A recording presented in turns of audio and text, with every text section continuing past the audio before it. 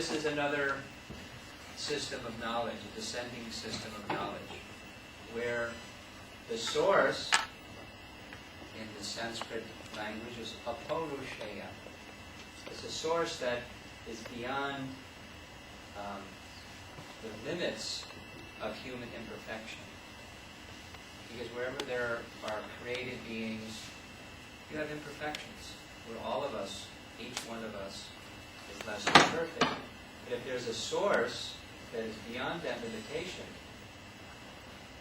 and the understanding of that source, that supreme, who is adhoksuja, lying beyond the senses, and that perfect source of knowledge discloses infallible knowledge through the methodology of their own, through a descending system of knowledge, then were there such a thing, at least the Vedas are being presented as such a body of knowledge, then that picture of reality, if we can look at the world through that lens, then we're seeing things without this reality illusion problem.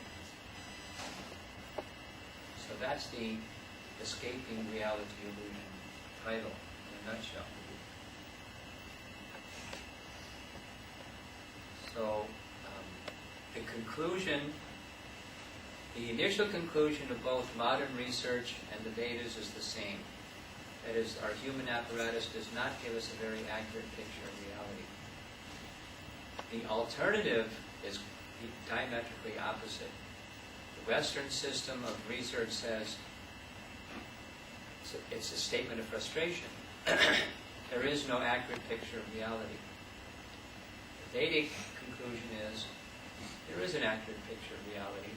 It's just one has to go to this descending system of knowledge. And you can get a very accurate picture of reality. That's the end of the presentation.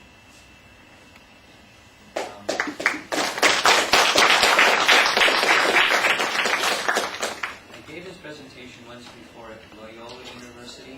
As you know, that's a Jesuit-based school. At least it was founded like that. And we had about an hour and a half discussion among the students. It was very nice. Let's see what happens here.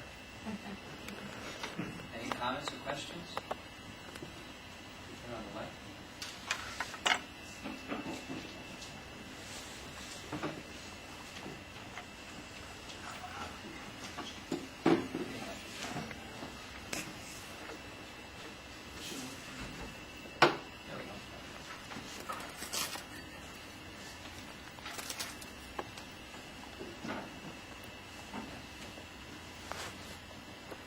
Descending knowledge,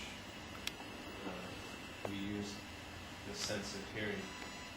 So can you explain how hearing is because that's also a fallible sense.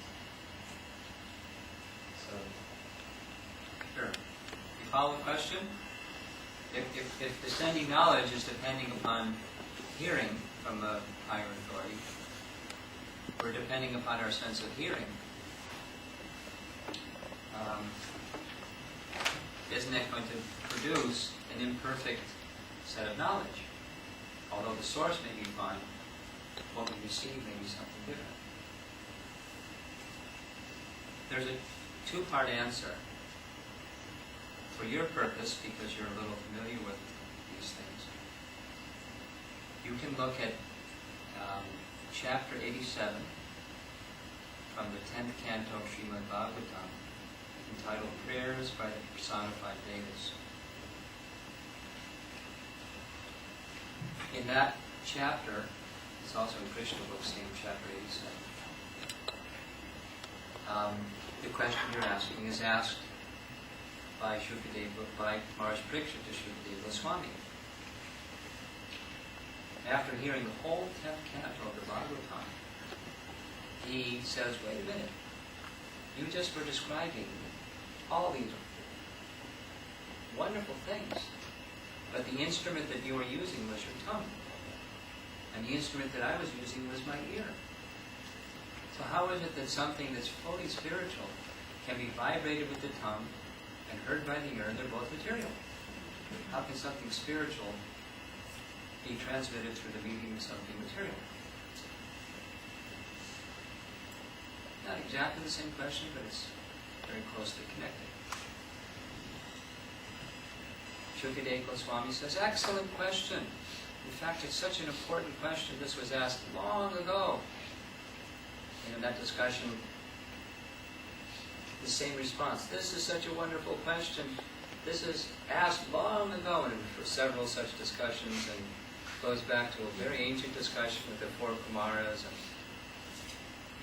And there's a long, detailed, esoteric answer. The short answer is,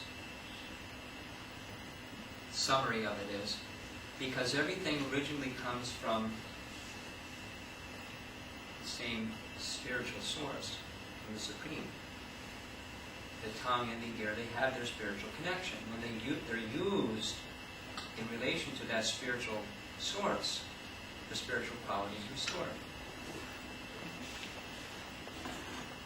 That's one answer. Another answer, or a version of that answer, is that initially, every one of us, you're still with me? Every one of us, when we first hear Bhagavad Gita, for example, we don't hear the whole Bhagavad Gita, we hear something.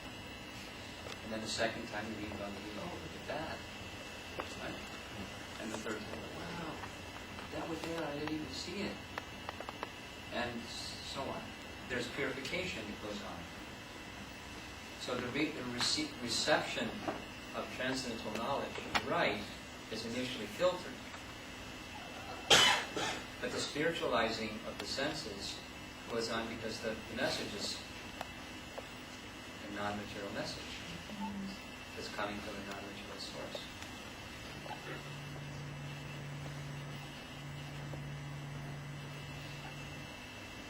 So, you're right about the question you're raising, or the objection.